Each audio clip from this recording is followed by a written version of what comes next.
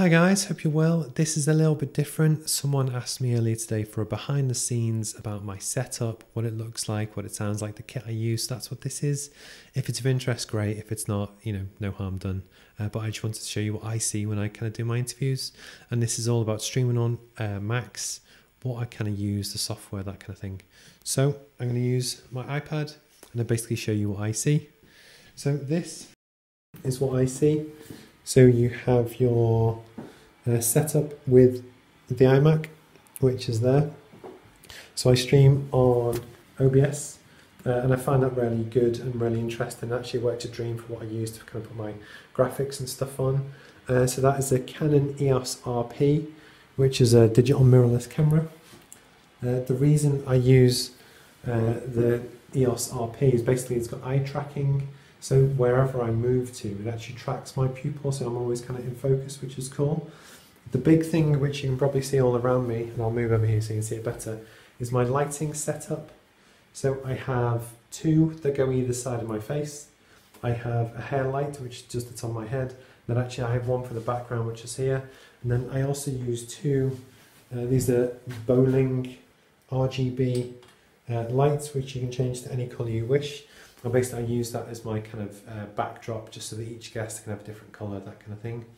The image you can see, that's a poster which we brought back from Rome, which just adds a bit of context. And then some of my degree certificates you can see there as well.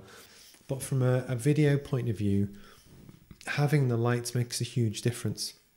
And if you're really kind of interested in lighting and stuff, what I'm going to do is show you the difference of what it looks like. So actually, I'm going to turn this one off first because this is actually one of my more recent kind of purchases. And seeing on top of my head, you've got a good three-dimensional depth. Without a hair light, you don't have that. And it was one of the big things that, yes, it requires a bit more work, but I think it's really kind of worth it. But if I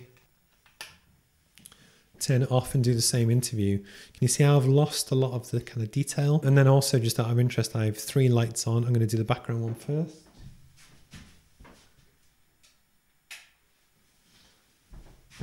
And now suddenly it's got a lot darker, and it's now, this is what you would probably expect to see with people light themselves. And the addition of the extra makes a huge difference. And then likewise, I'm going to turn this one off. And this one, obviously it's going to go pitch black in a second. So again, some YouTubers might like this kind of thing.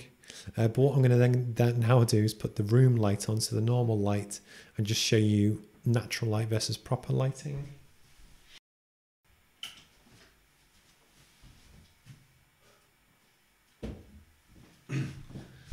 So this is what normal lighting would look like if it was just a normal lamp in the background.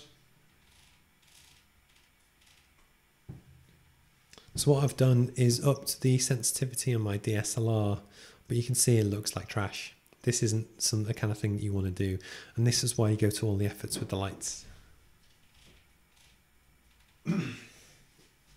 So for anyone that's interested in their own kind of proper studio kind of setup,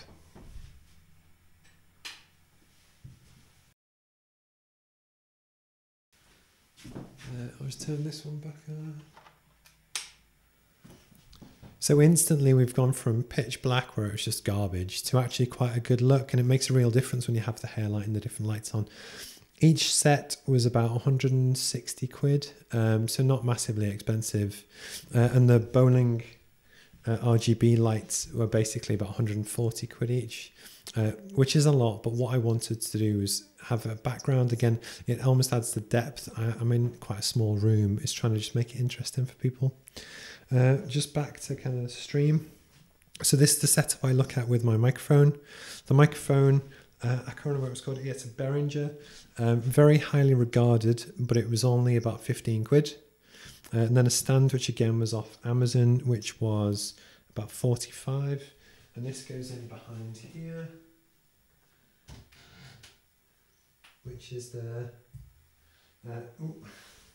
just the Behringer kind of audio input. And that is a real thing. So if you're looking to stream, I definitely recommend good audio. This setup for the audio was about 100 quid, so it was 65 or so for the XLR input to USB for the iMac. The cable was about 15, the microphone was about 15, and that was almost the first thing I think you should look at. The next thing is to do with the lights, is what I've kind of tried to show you. And then likewise with OBS. So this is my kind of setup. I have a 2-monitor setup. The reason I do this is, one is to check that the stream is working. So I have restream.io, which is there. And then likewise my actual OBS feed. And then normally I have my questions on for my guests as well. So the idea is that I can just look down and then keep the interview going so it's nice and natural. But I have a 2 kind of cameras. I have a 1 camera setup, I have 2 monitors, although technically 3, because the one thing you might have spotted is here. And but basically what I try to do is talk to my guests above the camera.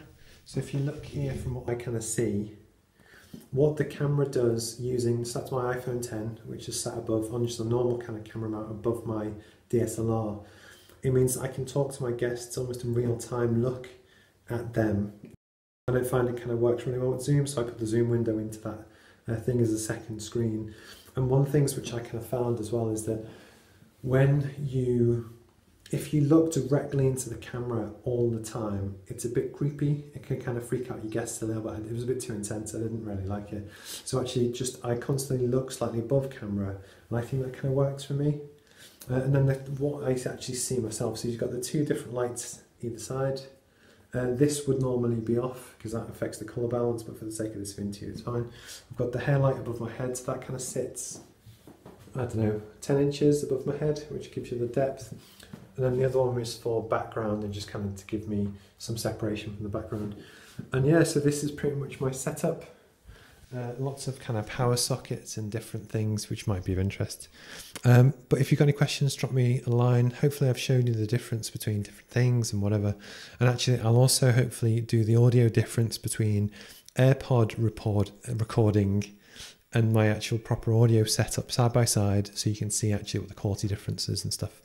And then one thing before I go is basically if you have echo, which a lot of people do, and I probably do right now, for a small room, especially like this, or a bedroom or whatever, pillows are really good. So actually when I'm interviewing people behind the camera, I'll probably put 4 pillows from our spare bedroom. And what that does, it just dampens the sound and it makes a huge difference. And it's all these little things when you're trying to just improve your stream, it always helps. So if you've got any questions, drop me a line.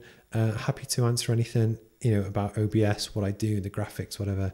Just drop me a line and hopefully we'll catch up soon. All right, cheers. Bye.